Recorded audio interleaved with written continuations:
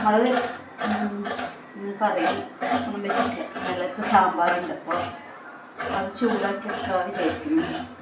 അതിൻ്റെ കൂടെ 2 മുട്ടയും കൂടി എന്താ നമ്മളിപ്പോൾ വറവാക്കാന്ന് പറയും. കുറച്ച് തേങ്ങ ഇട്ട് കഴിഞ്ഞാൽ കുറച്ച് ക്വാണ്ടിറ്റി കൂടും, ടേസ്റ്റും ഉണ്ടാവും. കുറച്ച് തേങ്ങ ചെറിയ എടുത്തിട്ടുണ്ട്. അപ്പം നമുക്ക് പരിപാടി തുടങ്ങാം.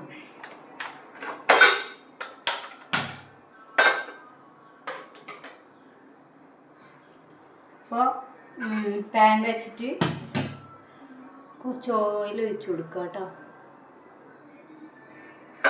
ചൂടായി കുറച്ച് ചൂടായിട്ടുണ്ട്. അപ്പോൾ ഓയിൽ ഒഴിച്ച് കൊടുക്കുക.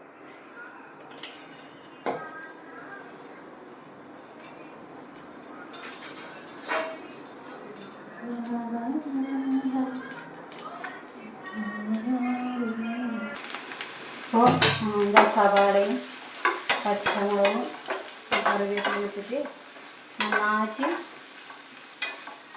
എന്താ വഴറ്റിയെടുക്കും. അധികം ബ്രൗൺ കളറാവണ്ട. അപ്പോൾ നമുക്ക് കുറച്ച് ഉപ്പിട്ട് കൊടുക്കാം. ഉപ്പിട്ട് കൊടുത്തിട്ടുണ്ട്. ഉപ്പിട്ട് വഴറ്റിയാൽ വേഗം സവാള വഴങ്ങുന്നുണ്ട്.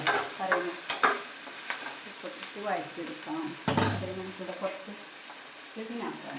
നമുക്ക് വേസ്റ്റിലേക്ക് കൊടുക്കാം. നമ്മളൊരു കാര്യം ചെയ്യുന്നത് അപ്പം തന്നെ ക്ലീൻ ചെയ്ത് കഴിഞ്ഞാൽ പിന്നെ നമുക്ക് അധികം പണി ഉണ്ടാവില്ല.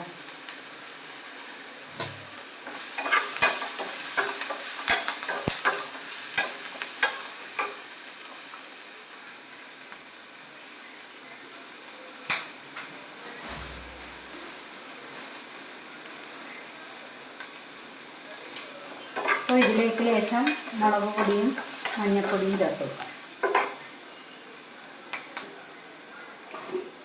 മുളക് പൊടി ലേശം ചേർക്കും കേട്ടോ. എന്താ പറഞ്ഞാൽ പച്ചമുളക് കൂടി ഇട്ടുകൊണ്ട് ഇടാം. എരിവിട്ടാൽ ചെറുത് കഴിക്കില്ല. അപ്പോൾ ലേശം മുളക് പൊടി പേരിന്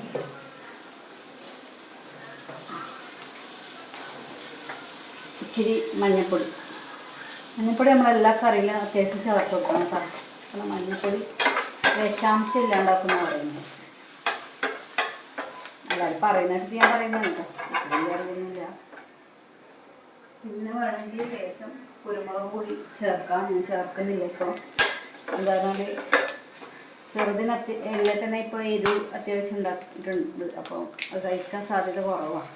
അതുകൊണ്ട് ഓക്ക് വേണ്ടിയിട്ട് നമ്മൾ പല കാര്യങ്ങളും മാറ്റി വെച്ചുകൊണ്ടിരിക്കും. പിന്നെ എന്താ ഞാൻ 4 മുട്ട എടുത്തിട്ടുള്ളത്.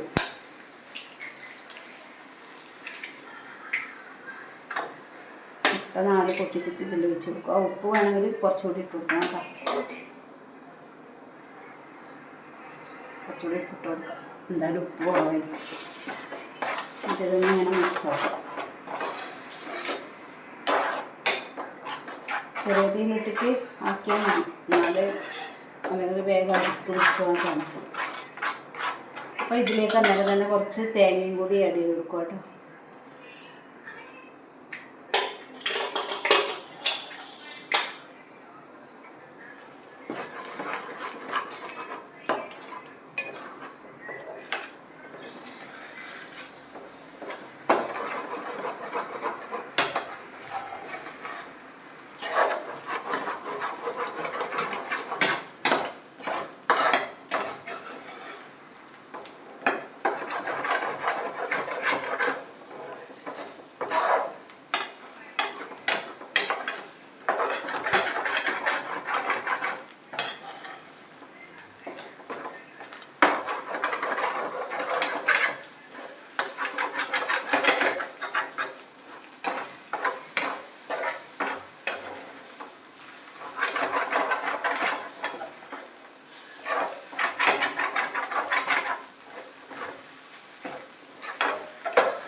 അപ്പം നമ്മളെ എന്താ മുട്ട ഏകദേശം റെഡി ആയിട്ടുണ്ട് കേട്ടോ. അപ്പം നമുക്ക് ഉച്ചക്ക് മുട്ടയും ചോറും ഇത് വന്നു സാമ്പാർ. ഞാൻ പറഞ്ഞ സാമ്പാർ ഇന്നലത്തെ സാമ്പാർ. അപ്പം തലേ ദിവസത്തെ സാമ്പാർ കുറച്ചുകൂടി ടേസ്റ്റ് ഉണ്ടാവും അല്ലേ.